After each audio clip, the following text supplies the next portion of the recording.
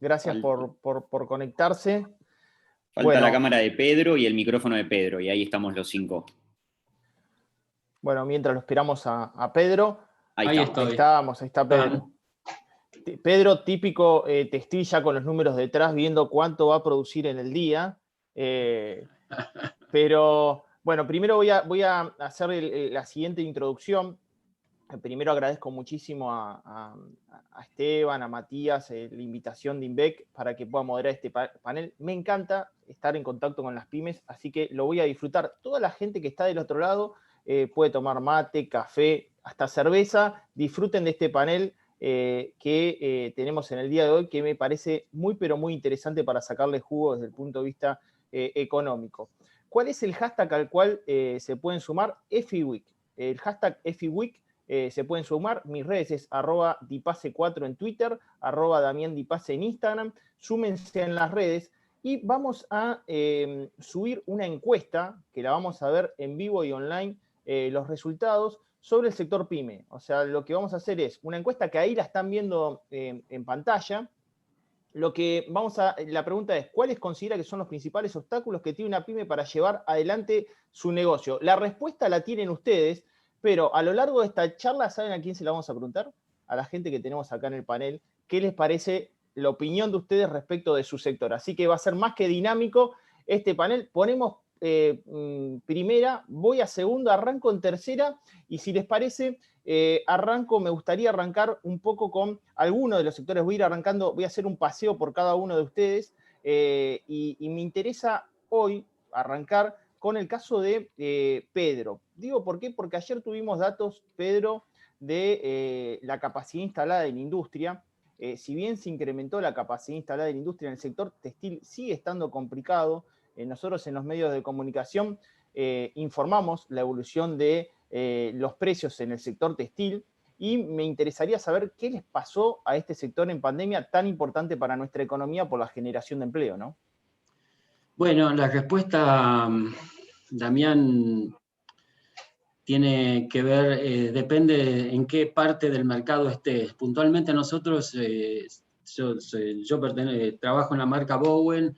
Nuestra mayor parte de venta, nuestra mayor estructura de venta está dentro de los shoppings, y como saben, el año pasado hemos estado 7 meses cerrados totalmente, y a este año desde el 15 de abril estamos cerrados en los shopping, en algunos de Capital Federal. El interior está abierto. Entonces, si bien ahora es un poco menos grave que el año pasado, pero con los puntos de venta cerrados, la situación es un poco difícil. En cuanto a la parte productiva, el virus, digamos que hay dos componentes. En Argentina la industria textil viene achicándose considerablemente en los últimos años, ha quedado muy poca industria. Y la poca que ha quedado hoy con el tema del virus está muy afectada porque las empresas productoras entran en parates a causa de contagios muy frecuentemente. Así que por el lado de la venta, la afectación es muy grande. Yo hacía referencia a los shopping cuando empecé a hablar, porque hay empresas o marcas que no están con una presencia tan importante dentro de shoppings, entonces no están tan afectados. Pedro, perdón, y el efecto Zara, o sea, Zara está cerrando puntos de venta en todo el país. Lo vivimos acá en Argentina, por ejemplo, con tu marca Bowen, y si hay algún tipo de sustituto en el mercado online, la venta online de alguna manera compensa eso o no, para nada. La venta online claramente compensa un poco, porque es el canal, hoy es el canal más importante de venta que tenemos. Entonces pasó de ser algo, la venta online pasó de ser un buen local a ser hoy el punto de venta con el mayor ingreso en la empresa. Entonces hoy tiene una importancia muy grande. Con respecto a Zara, ellos en el mundo están con un cambio de estrategia importante, porque hasta hace un año no tenían venta online, y de repente están con un programa de cierre de tiendas, que para el año que viene son algo así de 400 tiendas en el mundo que cierran. O sea que pasan a darle al online la importancia que tiene. Por otro lado, Zara en Argentina tiene muchos problemas de abastecimiento con el tema de del no importado, de las dificultades que hay para importar hoy acá. Entonces, la situación de Zara puntual tiene distintos lados de donde hay que mirarla, ¿no? De estrategia a nivel mundial, del cambio del hábito del consumidor y puntualmente en Argentina con los enormes problemas de abastecimiento. Me va a interesar meterme, te voy a dar la pausa, pero mientras andá pensándola, ¿qué cambios en el consumidor estás viendo y cómo ves el mercado? Yo digo la pandemia, pero en la post-pandemia, ¿qué es lo que ustedes están pensando de cómo podría llegar a evolucionar este mercado? Mientras le doy pie a Julián Gurfinkel, mientras bebe su último sorbo de café, y le pregunto respecto de esta situación del sector turístico y las ventas online. En el caso Turismo City es absolutamente, la plataforma es online. ¿En qué situación están? ¿Cómo la ves, Julián? ¿Qué camino estamos transitando?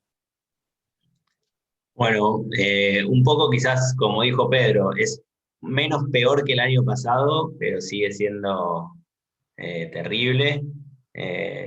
Hay mucha más incertidumbre. ¿Sabes lo que pasaba un poco? Es que el año pasado la gente, quizás a esta altura del año, ya compraba para octubre, noviembre, diciembre, porque ya sabía o creía que iba a poder viajar tranquilo. Ahora cambió totalmente la forma de consumo, la gente ya no se anima tanto a comprar para dentro de mucho tiempo, prefiere asegurarse. Eso es lo malo, pero por otro lado hay un furor de ventas a los pocos destinos que se puede viajar libremente, como Estados Unidos, Cancún y alguno que otro, Punta Cana. Se está vendiendo una barbaridad a precios muy altos. Eso obviamente no lo fijamos nosotros, sino que es oferta y demanda, son precios que ponen las aerolíneas.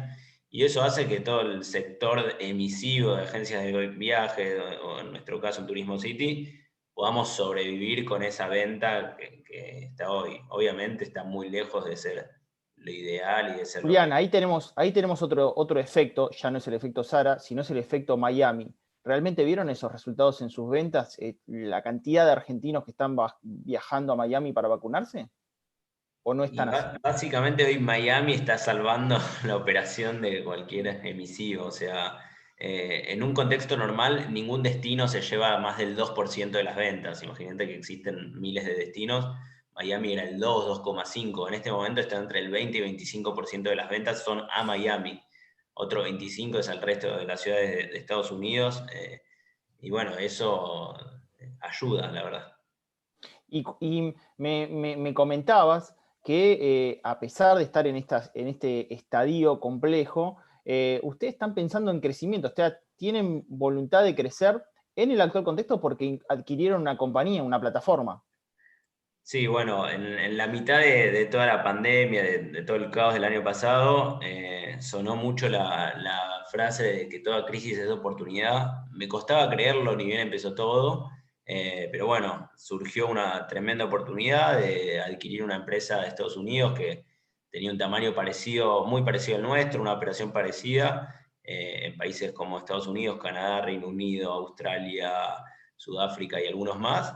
Pero bueno, a ellos les pegó mucho más fuerte a nivel financiero la pandemia, tenían un equipo grande en Estados Unidos, difícil de mantener, despidieron a la gran mayoría de sus empleados y después salieron a buscar a ver si a alguien le interesaba directamente adquirir la operación y bueno, fue un proceso de 6 meses y en diciembre compramos Fear Compare y bueno, ahora los últimos 3 meses que Estados Unidos explotó el turismo interno, está a niveles prepandemia y nos salvó un poco también a nivel anímico estar trabajando en algo que se está moviendo muy bien. Así que bueno. Te voy a dejar en un problema para que lo pienses, después vamos a volver, pero te voy a dejar en un problema. Quiero que proyectemos el tema de pasaporte sanitario, quiero saber qué pasa con los cruceros, cómo va a ser ese mercado, y me interesa meterme también en el aspecto regional. ¿Cómo ves Argentina, América Latina y el turismo receptivo? O sea, ¿qué va a pasar con los argentinos yendo afuera y los extranjeros viniendo a Argentina? Te la dejo ahí parada porque es muy importante para analizar la proyectiva de ese mercado. Mientras sumo a Carolina, a Gonzalo Campos lo tengo para el final, pero porque es la perla al cual todos van a ver cómo financiamos nuestros emprendimientos. No es Gonzalo porque le haya dado esa prioridad, pero me parece que ahí vamos a hablar en forma transversal todos los ejes. Carolina, buenas tardes Carolina, Industrias Guidi, un monstruo en el sector del desarrollo automotor en nuestro país, el sector automotriz. Y a mí me interesa preguntarte primero, ¿desde dónde partimos? ¿Cómo estás viendo al sector en el actual contexto? Y después me interesaría abordar el tema de qué complejidades han tenido para producir en pandemia o no las han tenido y la verdad que vienen bien. ¿Cómo viene la actividad? Bueno, gracias Damián, un gusto compartir con el resto de los panelistas en esta mañana de FI Week. Hay como siempre medio vaso que está lleno y medio vaso que está vacío, ¿no? En términos de lo que es el sector industrial y en particular el automotriz. Te tiro algunos números por la positiva para arrancar en esta mañana fría, por lo menos acá en Buenos Aires, con algo bueno. La industria se está recuperando, 12 de 16 sectores están hoy en mejor condición que marzo 2019. A mí me gusta tomar 2019 como un punto de comparación, porque obviamente cuando comparamos con el año pasado, claramente estamos mejor. Digo, si uno mete marzo y abril en la estadística, da mucho mejor, pero comparar con marzo 2019 nos da un buen panorama de dónde estamos parados, y estamos ya mejor en 12 de 16 sectores, que son los más importantes, respecto de ese momento. O sea, que eso es una buena señal. Ahora, todavía faltan, digamos, varias cosas que hacen ruido. Por ejemplo, creación de empleo. En términos de creación de empleo, dejamos de caer, o sea, estamos, no sé, 700, 1000 empleos arriba mensualmente, pero otra vez, si mirás la película y te vas todavía más atrás, te vas al 2015, sigue habiendo 146.000 empleos menos que en el 2015, digamos. Hay gente que no logró, digamos, nunca, después de los varios años de recesión, más años de pandemia, volver a montarse al mercado de trabajo, y eso es una problemática. La capacidad instalada tampoco está a tope, estamos utilizando bastante menos de lo que podríamos, o sea que no pasamos de un 58-60% de utilización de la capacidad. Pero bueno, esto ya también venía rezagado, ¿no?, de años previos de pandemia. Y en automotriz, y acá tengo buenas noticias, este año es un año en donde la producción está realmente creciendo. Hay forecasts de producción para este año que podrían decir que fabricaríamos más de 400.000, 450.000 vehículos. El año pasado la Argentina produjo 260.000, o sea que respecto del año pasado está muy bien, y respecto del 2019 también, porque no habíamos superado los 300 y pico mil. Así que el gran tema es, yendo a la segunda parte de tu pregunta, si logramos producir, por lo menos en mi sector, en la industria automotriz, ese potencial volumen de ventas que tendríamos en la región. Una buena parte de lo que producimos lo exportamos, y en el mercado interno. Y ahí, digamos, tenemos algunas problemáticas. Tenemos problemáticas por el lado de que el ausentismo en las plantas está siendo muy alto, por los aislamientos, ¿no?, por la gente que tiene COVID, etc. O sea, estamos trabajando con niveles de ausentismo muy por encima de lo que normalmente opera la industria. Y después hay algunos temas de abastecimiento. No solamente por temas de problemática en las importaciones, sino también por abastecimiento que sucede, digamos, porque un buque queda varado en alta mar porque la tripulación tiene COVID y no puede atracar en el puerto. Digo, están pasando ese tipo de cosas.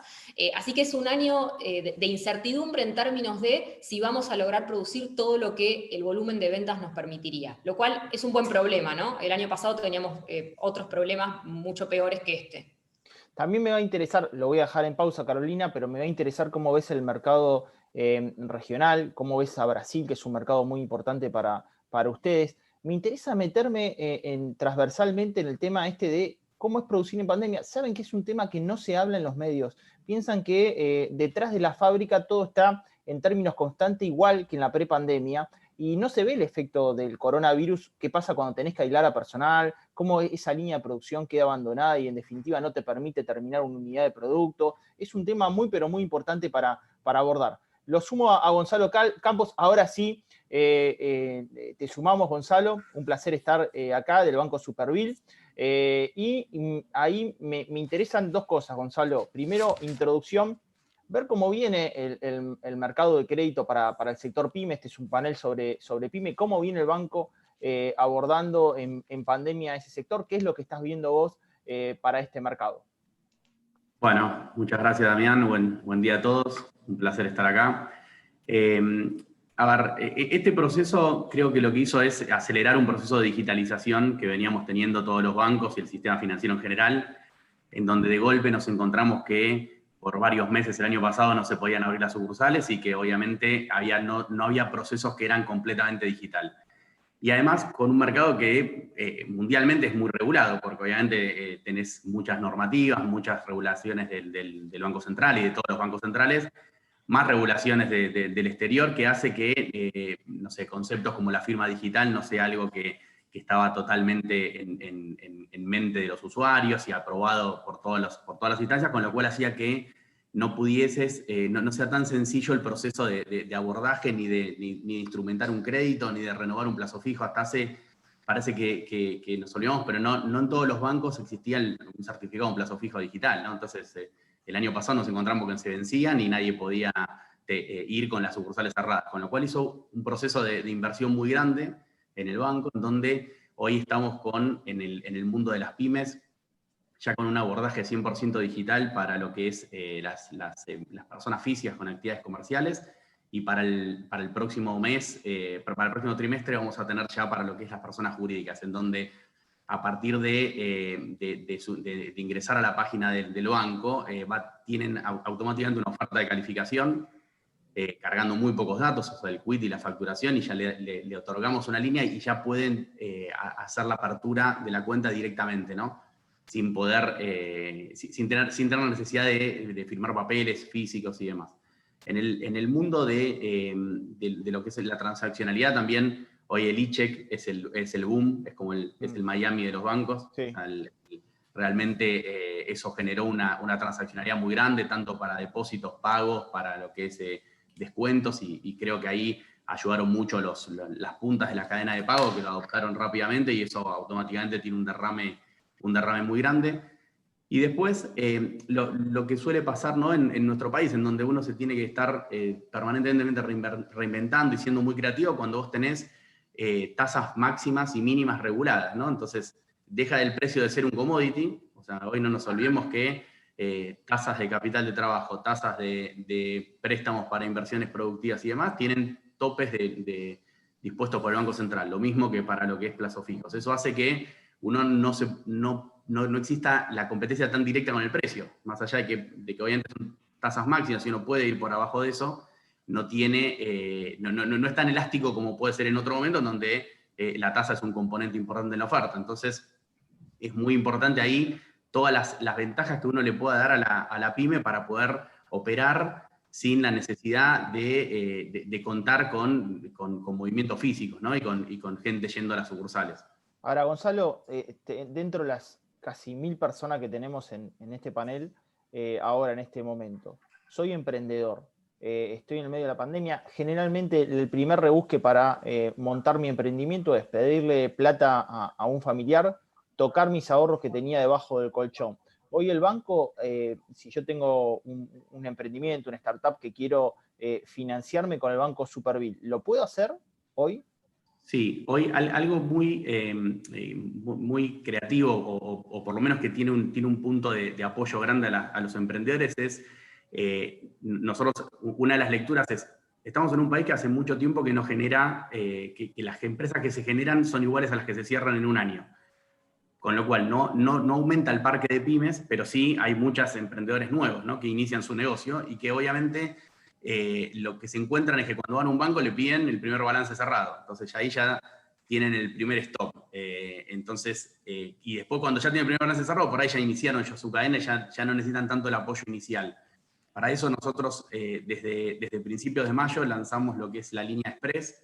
Es una línea que es totalmente digital, que le da entre 570.000 pesos y 870.000 pesos a empresas sin historial crediticio.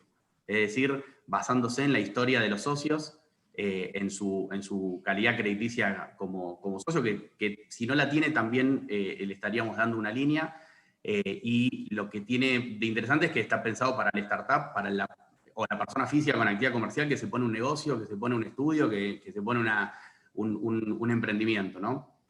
Creo que eso es algo que hoy tiene mucho que ver también con el rol social, ¿no? Porque desde el banco lo que estamos siempre mirando es cómo hacemos el equilibrio entre la rentabilidad y lo que se busca para maximizar el beneficio a los accionistas, pero también el rol que tiene que tener el banco en la sociedad, y más en un contexto de emergencia como este, que quizás que nadie vivió, que hay una cuestión de acompañar, ¿no? Y el que se anima hoy a emprender, que en Argentina esa cultura de emprendedurismo es muy fuerte y hay muchos proyectos que se inician incluso en este contexto.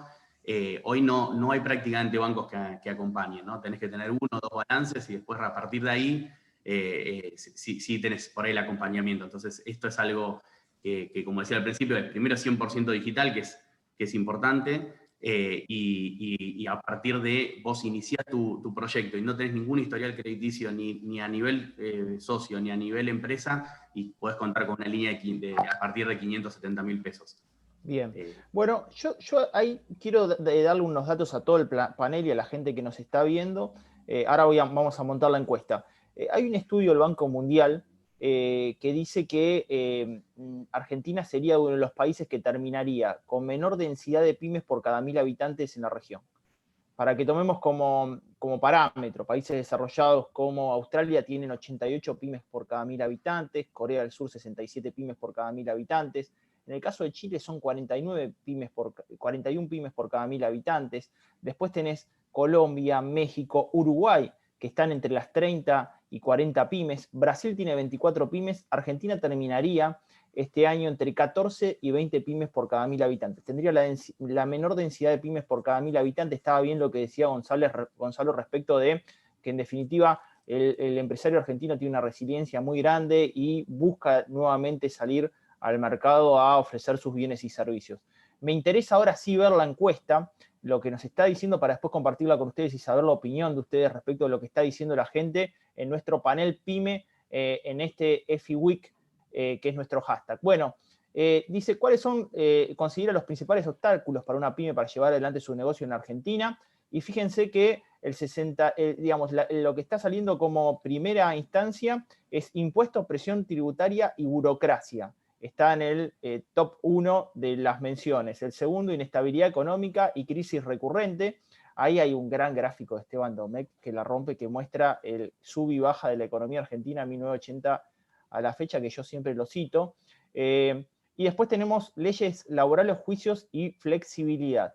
Quiero arrancar sobre este punto y ya después me meto en el sector, la opinión de ustedes. Arranco por Pedro y hago de vuelta la ronda. Pedro, ¿qué opinás respecto de esta prioridad que le está a la gente o cuál te parece de los resultados de la encuesta, qué es lo que te está sucediendo a vos en tu empresa? Bueno, para mí el tema de impuestos, presión tributaria, sin duda es una barrera enorme, pero en mi opinión lo que más afecta a la vida o a la supervivencia de las pymes es la inestabilidad económica, porque todo el mundo empieza con un cierto contexto y las variaciones que hay durante la vida de la pyme, durante la vida de las empresas son muy grandes, los sub y bajas de nuestra economía. Y en esto, en cada vez que hay una bajada que son muy grandes, termina con la vida de las pymes, ¿no? Porque se les terminan los recursos. Así que, en mi opinión, el peor obstáculo que tienen que sufrir es justamente la inestabilidad económica. Pero aprovecho, ahora voy a hacer la ronda, pero aprovecho para, dejé en pausa una consulta que te había hecho respecto de qué cambios ves en la demanda, en el mercado de la moda, qué cambios estás viendo, observando a futuro respecto de la producción textil en el actual contexto, cómo ves la situación. Me interesa mucho saber ese punto, creo que a la gente le puede llegar a también interesar qué está pasando en el sector textil en ese sentido, ¿no? Bueno, nuestro rubro, como somos textiles y hacemos moda, en la moda vivís en un cambio permanente. Yo digo siempre, nosotros rendimos examen 2 veces por año porque presentamos colección de verano, colección de invierno, y cada colección tiene que tener novedades y tiene que tener lo nuevo, y hoy el mundo está globalizado, entonces el consumidor tiene ganas de consumir lo que mira en el teléfono, así que nuestra actividad es un cambio permanente. Nosotros no tenemos paz en ese sentido. Yo digo, eso es lo mejor y lo peor de este trabajo. Lo mejor desde el punto de vista que tenés que ser muy creativo y, como te digo, presentás colección 2 veces por año, y lo peor en el sentido que no tenés descanso, porque acá no se termina nunca. Terminaste una colección y el lunes siguiente empezás con la nueva. Así que nosotros somos innovación permanente en el producto, en lo que vendemos, en lo que la gente ve. Hoy el teléfono te muestra el mundo y la gente tiene ganas de consumir eso. Y después, en los cambios, nosotros ya incorporamos el consumidor nuevo, que son los chicos, el consumidor de 15, 20, 25 años, que es muy distinto al de 35 años por el cambio tecnológico, por la internet, por la web, y ese cliente, ese consumidor de 20, 25 años ya compra de una manera distinta que el tipo de 30 a 40, ahí hay un salto generacional y un salto cultural y un salto tecnológico que a nosotros nos modifica enormemente el negocio, ¿no? Me hago autorreferencial por un minuto, pero para intercambiar, Pedro. Trabajé en el mercado del sector indumentario, muchos recordarán la marca Quinta Fondo, que era un programa que iba por Fox Sport para Argentina y América Latina. Desarrollamos indumentaria y calzado para 22 países de América Latina, en aquel momento yo manejaba esa marca, y la realidad es que la moda es muy compleja, porque en definitiva si le pifiaste a una prenda o le pifiaste un calzado, es una pérdida enorme. ¿Eso te ha sucedido? ¿Qué te está pasando ahora en pandemia? Porque en algún momento tuviste que detener la producción y en algún momento tuviste que decir, bueno, esto me quedó, lo puedo vender. Es un mercado muy complejo, muchas veces no se ve ese lado del otro lado de la planta, ¿no? Sí, esa es una situación constante. Por eso te decía que nosotros rendimos examen 2 veces por año. Y esta cosa de la equivocación en cuanto a la generación de producto es un problema. De la misma manera, como contracara, te digo que cuando acertás, el resultado es muy bueno. Pero cuando generás, que nosotros generamos aproximadamente 200 artículos por temporada, siempre hay un porcentaje que no es exitoso, y por suerte a nosotros nos pasa que la mayor cantidad de esos productos son exitosos, porque si no sería, si te equivocás mucho, no sobrevivís, porque terminar mandando un porcentaje muy grande de lo que has producido a outlets, en definitiva todo se termina vendiendo, es una cuestión de precio. Pero, totalmente, claro. Pero el punto es la rentabilidad que necesitas.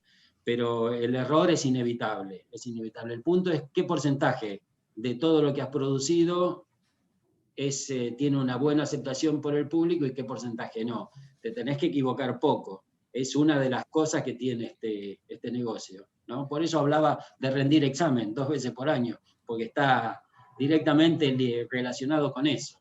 Totalmente. Bueno, vuelvo a la ronda, vuelvo con vos, Juli. Te había dejado una pregunta. Primero te voy a preguntar por esto que está opinando la gente respecto de cuál es la mayor complejidad para una pyme hoy en Argentina o para una empresa en Argentina, y la volcamos sobre el sector turístico. Me interesa saber tu opinión y te dejé 3 complicadas, ¿no? Un poco proyectar qué está pasando con esto del pasaporte sanitario a nivel mundial en materia turística. A mí me interesa saber qué va a pasar con el mercado de cruceros, un mercado muy importante a nivel mundial, donde evidentemente hay una congregación muy fuerte de gente, y qué va a pasar con el mercado argentino regional de turismo, emisivo y receptivo. Muchas preguntas cortitas, pero bueno, quiero explotarte. Bueno, con respecto a la encuesta, quizás voy a hablar más del sector de exportación de servicios más que del turismo, porque a la larga en realidad nosotros somos eso. Y lo que más complica la operación es los cambios, la poca previsibilidad, los cambios en las reglas del juego, que de un día para el otro te pongan una retención a la exportación de servicios de un 12% que hace inviable una operación, y después quizás te la bajan, pero ponen la brecha, bueno, no la ponen, pero se genera una brecha de casi un 100%, y después de repente un impuesto solidario de un 35% también a los gastos en el exterior, después es un 30% extra. Todos esos cambios hacen muy difícil operar en Argentina, pero bueno, ya después de varios años estamos entrenados para adaptarnos a cada uno de esos cambios. En nuestro caso en particular, también una que acá fue bastante poco popular, tuvo 13%, pero inestabilidad del dólar, ahí sí para todo el sector turístico, tanto emisivo como receptivo, se hace muy difícil, teniendo épocas de dólar barato, épocas de dólar caro, es como que no, complica bastante. Y Bueno, con respecto te dejé una sábana de preguntas, reitero. Sí. ¿Qué pasa con pasaporte sanitario? Pasaporte sanitario se está debatiendo en Europa, es la única que ya salió, es como que ya se aprobó, imagínate lo que fuera por el Senado y falta una legislación más, algo así, de la Unión Europea, pero hay mucho debate por el tema de si es discriminatorio o no. Para los que no saben, lo que sería el pasaporte sanitario es un pasaporte digital para entrar de país a país que certifica que tengas alguna de las vacunas aprobadas por ellos, que no serían ni las Sputnik ni las de China, así que ahí estamos out. Pero no es el único requisito, es o eso, o un PCR negativo, pero que sea válido, o sea, certificado, o haber cursado la enfermedad en los últimos, no sé si son 90 días. O sea, una de esas 3 opciones te da luz verde en ese pasaporte que estaría aprobando la Unión Europea.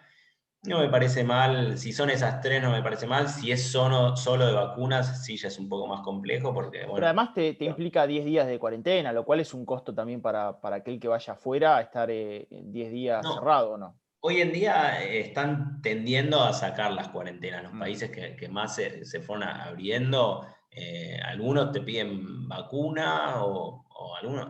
A ver, Estados Unidos en este momento no te pide nada. España lo que tiene planificado es pedir el PCR negativo o la vacuna o el haber cursado la enfermedad, pero no la cuarentena. Saben que es inviable una cuarentena para el turismo, o sea, ¿no? Directamente estás prohibiendo el turismo, nadie se va a ir de viaje para hacer una cuarentena de 10 días, 12 más, salvo que tengas algo importante para hacer ahí. Así que en y después ese sentido, te preguntaba sobre el mercado de cruceros, porque era un mercado que había crecido y está totalmente detenido, es así, ¿no? Está totalmente detenido. sí, están empezando a reactivarse, obviamente, un volumen muy bajo. No soy un experto en la industria de cruceros, así que no puedo responder mucho más que eso. Sé que se está reactivando, sé que hay cruceros que van a poner como también pasaporte para subirse al crucero, PCR negativo o vacuna. Eso va a hacer que la gente se sienta quizás mucho más segura dentro de ese crucero que en cualquier otro lado.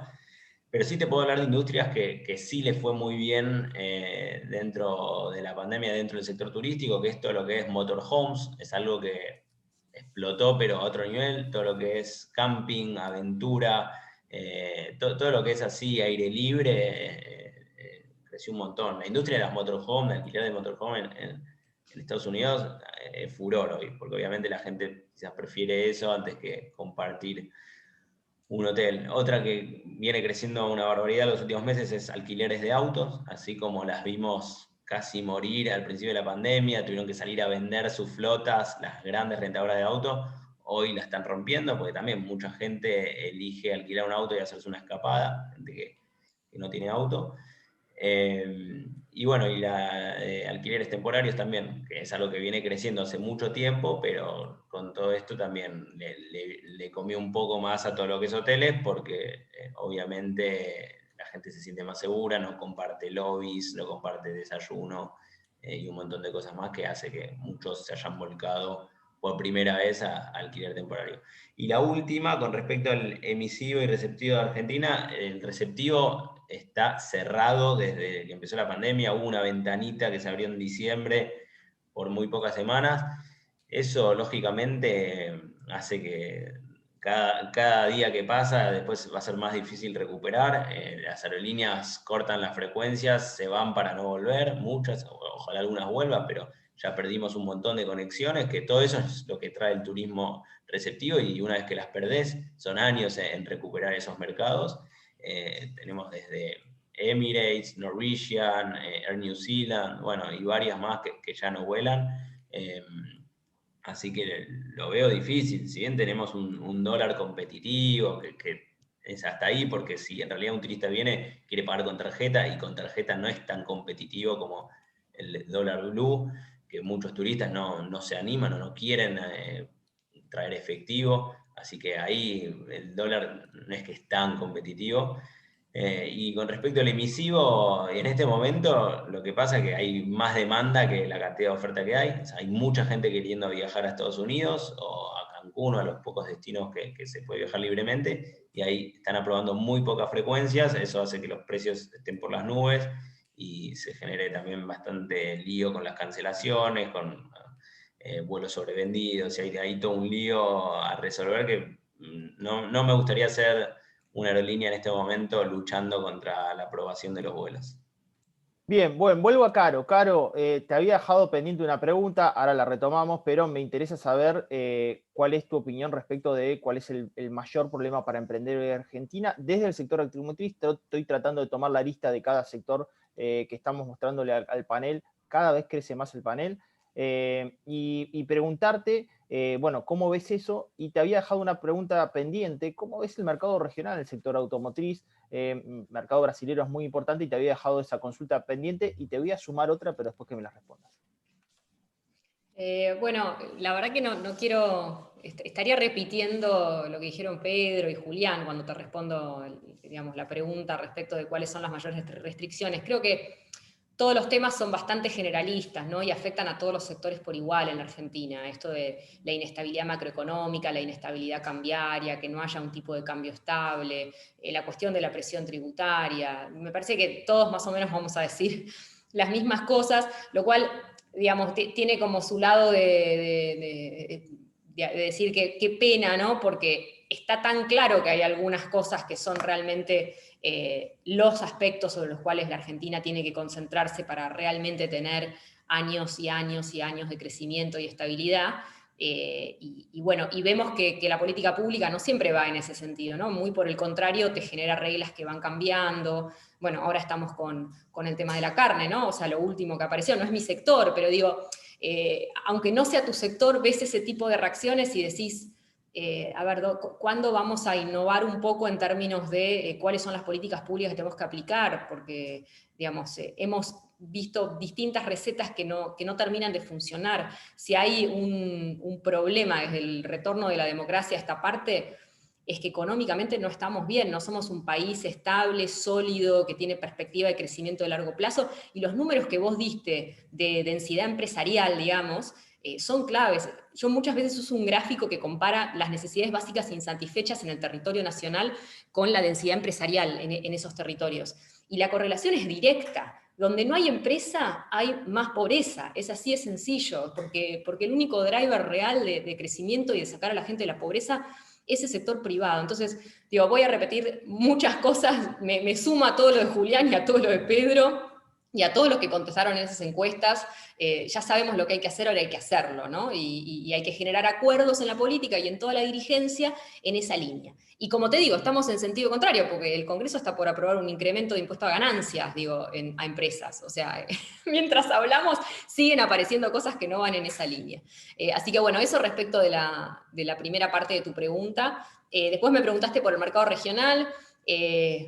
Brasil es siempre la gran incógnita para la Argentina, porque claro, es potencialmente el gran empuje, y sobre todo para la industria automotriz, en donde arriba del 60-70% de lo que fabricamos termina en ese mercado, así que somos absolutamente Brasil dependientes, pero en el buen sentido. Yo creo que es una alianza y es un socio estratégico que tenemos que cuidar, y creo que la política detrás de lo que hace al mercado común, al Mercosur, hace poco cumplimos 30 años de ese acuerdo, con todas las problemáticas que conlleva. Creo que la Argentina tiene que trabajar en consolidar ese Mercosur, y desde el Mercosur ver de qué manera sigue dando, digamos, pasos en Latinoamérica. Se hace muy difícil, porque cuando uno tiene que exportar al resto del mundo necesitas ciertas variables constantes, que es lo que no logramos a través del tiempo, ¿no? Pero creo que el mercado latinoamericano es un potencial para la Argentina que tenemos que explorar, y Brasil, digamos, yo creo que salido de la pandemia va a volver a empujar, y de hecho hoy en la industria automotriz está volviendo a empujar, y por eso nuestros números son mejores que hace 2 años. Caro, te hago una pregunta disruptiva y tiene que ver con, bueno, este fenómeno de la búsqueda de montar la producción del sector automotriz en base a energías renovables, el fenómeno Tesla, el fenómeno de que ese tipo de vehículos vaya creciendo y ganando participación del mercado. Y ahí me interesa ver dos aristas. Conozco a personas argentinos, que desarrollaron autos, presentaron proyectos de ley, por ejemplo, para renovar la flota de taxi con autos que no utilicen combustible fósil, sino otra energía otro tipo de energía que sea renovable. Nunca avanzó en nuestro país. Primero, ¿cómo ves a Industrias Guidi respecto de esta nueva tendencia? ¿Y cómo ves a Argentina en el marco internacional respecto a esta nueva tendencia? Bueno, no solamente Argentina, digo el mundo. O sea, hay dos tendencias globales que creo que van a impactar en todos los sectores de actividad, en el automotriz muy en particularmente, que tiene que ver con la descarbonización de la economía, ¿no? Con reducir nuestras emisiones de CO2, que eso va a ir a toda industria, digamos, le van a estar pidiendo cada vez más esto, y nosotros fabricamos autos, ¿no? Que son grandes emisores de CO2, así que este tema va a estar, y ahora te hablo un poquito de las energías renovables, y la otra gran mega tendencia es la digitalización de la economía, que a cada uno le toca, digamos, por su lado. Pedro mencionaba hace un ratito, la gente mira el celular, la economía global, bueno, eso tiene que ver con la digitalización, y a nosotros nos impacta en términos de inteligencia artificial, digamos, los autos autónomos y un montón de otras cuestiones que hacen a lo tecnológico. Sí, la Argentina está dentro de un puñado de países que fabrican autos. Son 40 países los que fabrican autos en el mundo. Tenemos esa, yo creo, suerte. Siempre insisto que si no tuviéramos industria automotriz el déficit sería mucho mayor, porque a veces nos miran con la lupa del déficit, y lo que hay que trabajar es cómo reducimos ese déficit y nos mantenemos dentro de la estructura de producción mundial de autos.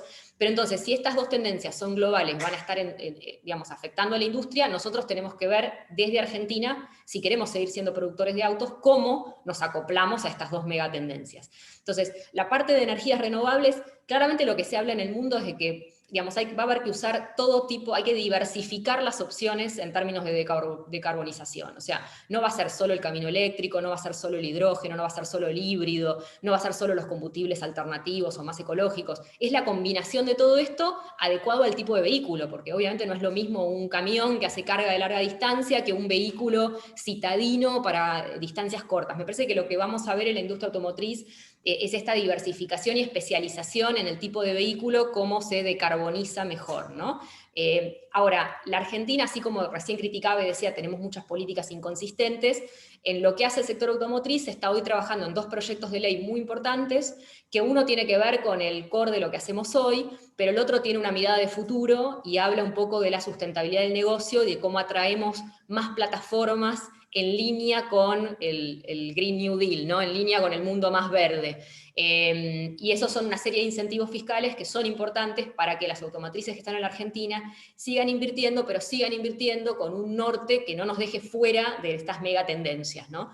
Yo creo que eso está muy bien y hay que seguir haciendo esta política sectorial. Y después, en términos más particulares, nosotros y muchos otros proveedores que están mirando esto, buscamos saber cómo nos podemos acoplar, qué tipo de tecnología, qué tipo de cambio de producto tenemos que considerar, cómo nos está impactando. Así que nosotros en GUI estamos haciendo esa búsqueda y estamos haciendo la búsqueda de entrar con commodities nuevos, siempre de la mano de nuestros clientes. Nuestro principal cliente es Toyota Argentina, que realmente más que una mano nos empuja y nos alienta, y tenemos esa suerte de trabajar con ellos buscando a ver, bueno, cuál va a ser el próximo norte, y ellos ya están pensando también en el mundo híbrido, ¿no? Cómo se acopla lo que ellos fabrican a esta decarbonización. Bien, bueno, me voy a ir del otro lado de la ventanilla, voy a ir a Gonzalo, pero a Gonzalo te voy a hacer la pregunta del otro lado del escritorio, es, ¿qué te dicen a vos los clientes respecto de los principales problemas para acceder a créditos que tiene Argentina?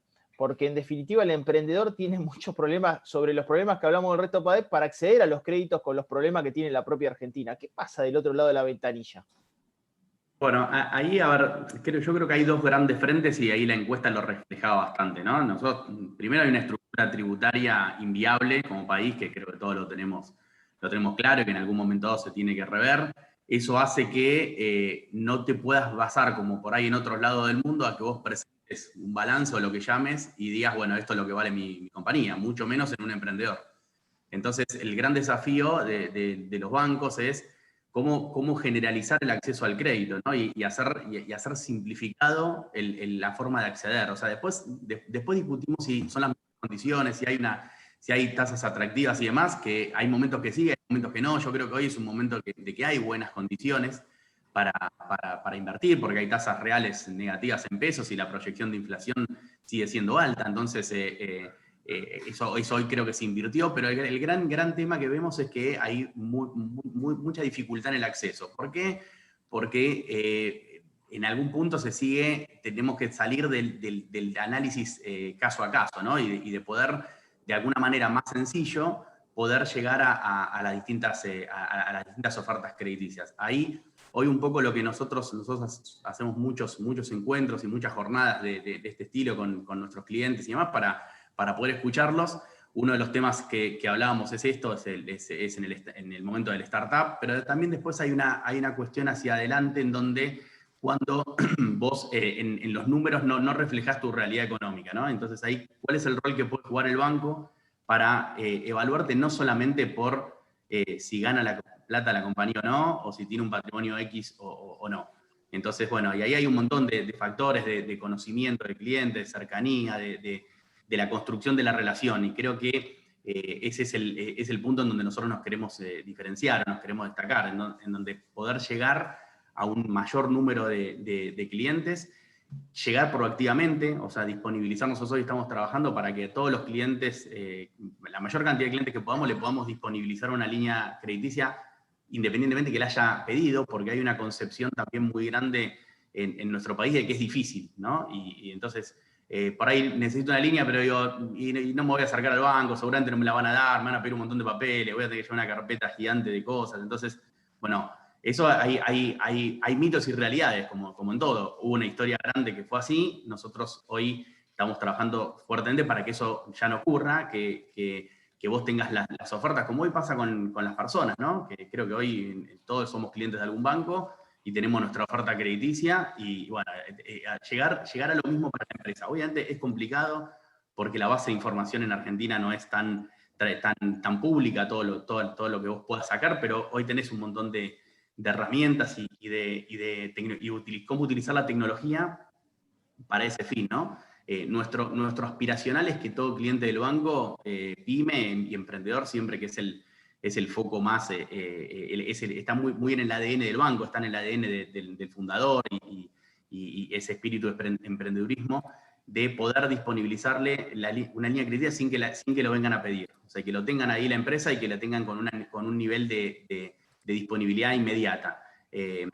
Una de las cosas, vos preguntabas recién, ¿qué nos decían los clientes? Muchas veces vale mucho más el costo de oportunidad que a veces la tasa en sí o las condiciones en sí, ¿no? Tener mañana un transportista que quiere comprar un camión, tener la disponibilidad de salir a comprar el camión mañana porque no hay stock y demás, y que el banco se lo pueda dar o en 48 horas le pueda aprobar un crédito, eso los clientes lo valoran a veces mucho más que tener una muy buena condición, pero con un nivel de aprobación muy grande, que es por ahí a veces la inversa a lo que pasa a veces con bancos públicos, ¿no? Que por ahí puede aparecer una muy buena oferta, pero sabemos que por ahí tienen un delay muy grande en la disponibilización. Damián, la verdad, perdón. Sí, estamos con los últimos 5 minutos. Si querés repasar un minuto con cada uno, un cierre final y cerramos. Iba a decir eso. Estamos en el límite superior de nuestro tiempo, así que primero, agradezco un montón a la gente que se quedó, bancó todo este panel, porque han sido brillantes en sus exposiciones, además muy interesante ver cada uno de los sectores y sus ópticas. Si me prometen que me responden en un tweet, les hago una pregunta final, pero es un tweet, a cada uno. ¿Por qué? Porque estuve haciendo un resumen de lo que nos pregunta la gente. Arranco por vos, Pedro, de Bowen. Preguntan, sector textil, ¿termina crecimiento o caída? No, una caída significativa. Bien. Con mucha esperanza de una recuperación importante, de recuperar la porción de mercado que teníamos cuando el virus nos deje. Bien. Caro, Industrias Guidi, gracias por haber estado. Te hago la pregunta que me hace la gente. ¿Cómo ves el mercado de crédito en el sector automotriz para este año? Qué pregunta, Difícil, y además no la habíamos abordado.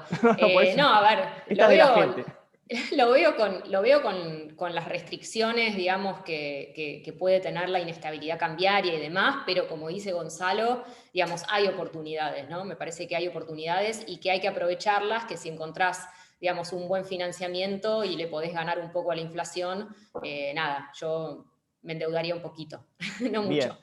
Y en pesos. Juli, me preguntan para vos, ¿cómo ves el mercado argentino interno en materia de turismo frente a restricciones sociales? No, para arriba. Ya lo vimos este verano y sí, mientras siga habilitado, el mercado interno viene bien. Ojalá tenga una buena temporada de invierno y se pueda abrir los centros de kit y todas las actividades, y le va a ir muy bien. Excelente. Gonza, la pregunta del millón que hace la gente. Inflación proyectada de 45 a 50%. ¿A qué tasa accedo para un préstamo? Y hoy creo que es un buen momento para aprovechar la tasa. Lo que pasa es que está destinada a inversiones, ¿no? No es un crédito común, pero hoy tienes una tasa del 30% para tomar créditos a 36 meses, que creo que si está atado a una inversión, lo que pasa, bueno, en una economía que también hoy está invirtiendo poco, porque hay mucha capacidad ociosa, pero me parece que las empresas que no tengan una caída tan grande en su demanda y que por ahí les sirva aprovechar esa oportunidad, es interesante. Hoy el mercado en pesos sigue estando atractivo. Chicos, qué placer fue escucharlos, en serio lo digo, en serio, y que se hayan escuchado y que hayamos respetado todos los tiempos para que esto haya sido súper interesante. FIWeek es el hashtag. Gracias Pedro Giró de Bowen, gracias Juli de Turismo City, gracias Caro de Industrias Guidi, gracias a Gonzalo Campos de Banco Superville. Para cerrar, me parece que en Argentina muchas veces transitamos las mismas situaciones. Lo que sí veo que es una resiliencia increíble para poder adaptarnos al actual contexto. Sean de Independiente, miren, este es mi mate de Independiente, somos los más resilientes del mundo, con Falcioni en la cabeza. Los quiero, gracias por invitarme. Un placer ha sido estar con ustedes. Gracias. Muchas gracias a los 5. Hasta luego, gracias. Muchas gracias a todos. Un abrazo. Tengan un buen día.